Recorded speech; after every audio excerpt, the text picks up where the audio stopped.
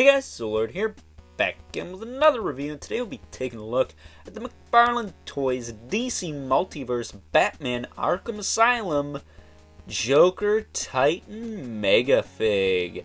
Now before we get into it, let us first take a look-see at both the front and the back of the packaging. So without further ado, let's get into it. Now before we get into the meat and taters of this review, the Joker Titan does come with a collectible trading card, which is both a good and a bad thing. It's a good thing because A, it gets to showcase the photographer's skills, which I have to say, of the collectible trading cards I have with just photography of the figures on it, this is probably one of the better ones. And B, it doesn't show you what the character from the original source material looks like, so they kind of get away with inaccuracies because, well, you don't have a reference, and let's face it, people are lazy, they don't look stuff up, yada yada yada. But this is a bad thing because, again, you don't have that original source material to reference, unless you, of course, look it up, which, let's face it, most of us already know, or don't care enough to look it up. So, the Joker Titan, yes, is missing some details. We will talk about that in a minute. But, looking at the back, there's a little bio. You can pause and read it now at your own leisure. But, for those of you who don't know the Joker Titan, basically, he's the Joker juiced up on Bane's shit. So, there you go. A little bit too much of it, I might add. On top of that, he does also come with the hockey puck display stand, which, let's face it, you're going to need probably two of these. If you're going to use them anyways, because it'll throw them off balance and whatnot. But taking a closer look at the Joker Titan here, if I can get my hands on him, he's way back. I'm zoomed out so I can fit him on frame, because this thing is freaking huge. This is the biggest McFarlane Toys DC Multiverse Megafig I have, and I think that they've made. Swamp Thing is big. Don't get it twisted. But this guy, he's freaking huge. And he's going to be kicking the Game Boy case I have my iPad sitting on so I can film this damn thing. Because he's so freaking huge. But at any rate, the Joker Titan is missing some details. Okay? First of which are the little rib cage protrusions on his torso. I would have at least liked those to be present. They didn't have to be extravagant, but it would have been nice if they were there.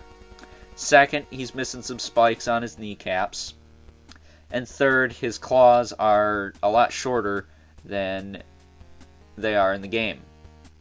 That said, if you do want a game-accurate Joker Titan, one does exist, but it's going to run you almost $1,000. And it's made by DC Collectibles, so it'll probably shatter into a million pieces. So, I guess if you're okay with the inaccuracies, this is definitely the way to go, because like my Rebirth Clayface, I got this guy for $30, and considering the fact that Marvel Legends keep going up to almost $40 for a standard figure now, that's just ridiculous. That's not too bad, is it? That said, again, I would have liked the ribcage protrusions, and maybe the paint to be blended a little bit better here on the chest. I'd take or leave this blood splatter. I know blood's supposed to be kind of haphazard and whatnot because it's blood, but come on, Todd, you can do better than that. But at any rate, it doesn't bug me too much. I know it is a turnoff for some people, but at the end of the day, it's your money. You don't have to buy it. No one's forcing you to, so just pass on by and spend it on something else, like, I don't know, LOL Surprise. Those are pretty popular, right? Anyways, articulation on this guy is pretty solid. His head will rotate side to side and look down and up pretty well. Not gonna lie, there's a lot of good range in the head here, considering the fact that he's got this big bulbous neck that you gotta work with. And mine does not appear to have, like, wicked side-eye either. I don't know if you guys can see that or not, but it does not appear that he's got the side-eye thing going on, which I'm okay with. That just seems to be a luck of the draw, I guess. Shoulders go out to the side, they go back down, they go forward and back. He does have that ball joint thing in there, so you can shift it around, and that works pretty well. Nope, bicep swivel. Kind of weird, but oh well. He does have a double jointed elbow, though. And unfortunately, you do get the Cliffs of Dover in there. Like, that's not pretty. I hate this more than the paint, to be honest with you. It's just super gappy and just doesn't look good. And then he has swivel hinge wrists, which I am happy about. I don't need ball hinges. I just need this. This is an appropriate hinge for this type of hand. This is all I would have been doing anyways. So, thank you, Todd. I love that. And he's kicking the Game Boy case I have my iPad sitting on, because this thing's freaking huge. That said, if I can figure out how to show you this. Ab crunch. Get ready. Holy shit! He's got a full-blown, almost Marilyn Manson ab crunch. Gotta love it. Gotta freaking love it. Love that I can bend this guy forward. Not so much back, but he's supposed to be on his back anyways. I love that. And it does rotate here and here, but you get a majority of your range right there. Oh my god, look at that. That is like more than 90. I've seen Marvel Legends that are normal size that can't even do this. So, you know what? Hats off to McFarlane Toys for that. I dig that. Getting this out of the way. His hips kick out to the side. They kick back down. He's got a good thigh cut. It does move in more than out, but it's there. Double jointed knee. These are a little on the loose side, but they still have the detents. They are not too loose. And then his feet are problematic for most people, myself included. They do have the ball hinges, but they are kind of loose. So, I don't know, maybe put some glue in there, tighten it up a bit. He does have the rocker as well.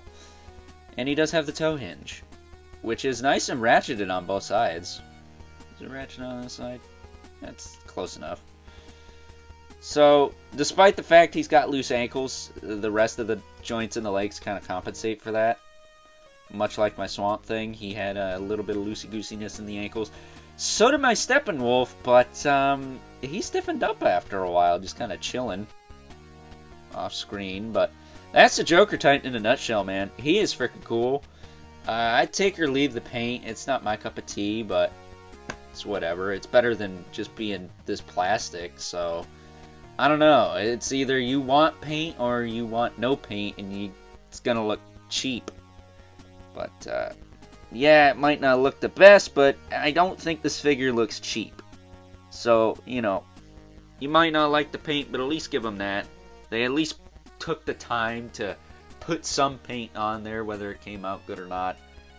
It's the thought that counts. They wanted to do something, and it just didn't work out, which is the case for a lot of Toy Biz Marvel Legends figures. Not so much Hasbro, because they got the budget to do it right, and they just don't. I'm just saying. I don't want to be the guy that just bash Marvel Legends, but again, I did pay $30 for this guy. Granted, my dad's part of the Target cult circle, and probably save some cash that way, but, you know, you gotta do what you gotta do, right? And considering the fact that Marvel Legends are almost the price of what this guy actually retails for, which is $40, I don't know, man. It's some stiff competition out there. I think Hasbro needs to step it up. But at any rate, with that being said, let's now move on and take a look at some size comparisons. First up, here's our Joker Titan Megafig next to the only other figures in the McFarlane Toys DC Multiverse line from the Arkham Asylum video game, the Joker and Batman. Next up, here he is alongside what was the tallest figure in the McFarlane Toys DC Multiverse line to date. And that is, of course, going to be none other than the Rebirth Swamp Thing Megafig, who is unfortunately losing his title to the Joker Titan. And last, but certainly not least, we have our two regulars, the Mythic Legion's Brother Mandibulus, Living Spawn, who's not towering over everyone today because, well, just look at this damn thing. But with that being said, time to wrap things up with some final thoughts.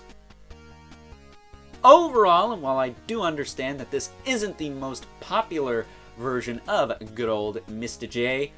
I really like this figure, and considering the fact that the more fragile DC Collectibles counterpart is pushing $300 nowadays, can I just say yeesh to that? I don't think the $40 price tag that this guy is going for is all that bad, especially if you get lucky like I did and get him on a bit of a discount for about $33, $34. And even though he's not as accurate to the Arkham Asylum video game as that DC Collectibles version, he's also not going to shatter into a million pieces on you when you go to pose him around. So for that, and that alone, I would highly suggest you pick up this one as opposed to the DC Collectibles version, just because of fun factor, and the fact that it's a lot cheaper. But at the end of the day, if it's not your cup of tea and you're happy with the DC Collectibles version, pass on by and leave it for someone else.